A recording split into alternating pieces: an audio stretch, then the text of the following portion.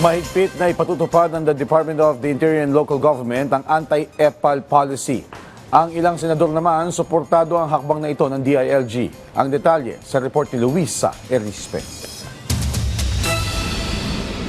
Nakakita ka na ba ng mga tulay, kalsada o gusali ng gobyerno na may muka o tatak ng politiko? Ipinagbabawal na yan ng Department of Interior and Local Government. Sa ilalim kasi ng Memorandum Circular 2026-006 na inilabas ng ahensya, bawal na ang imahe, logo o kahit slogan ng politiko sa mga proyekto ng gobyerno.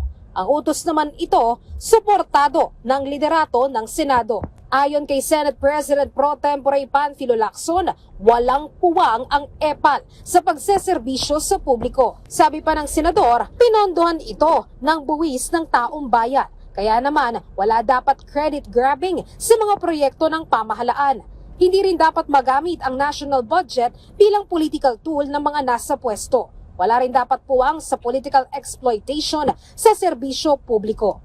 Samantala, hindi lang naman sa mga proyekto ng gobyerno sinusuportahan ng Senado na magkaroon ng ipatutupad na anti-EPAL guidelines. Sa Committee on Social Justice, Welfare and Rural Development, sinabi ni Chairperson Senator Erwin Tulfo, bawal na dapat ang politika sa pagbibigay ng ayuda. Sakaling maisabatas ang AIX, ayon kay Senator Tulfo, babawasan nila ang requirements para makakuha nito tulad ng marriage contract at indigency form. Dito kasi anya pumapasok ang politika. Kapag wala nito, kadalasan hindi maabutan ng tulong ang isang benepisyaryo. Giit din ni Senator Tulfo, malinaw naman sa 2026 General Appropriations Act, bawal ang kahit anong presensya ng politiko sa ayuda na ibibigay ng gobyerno.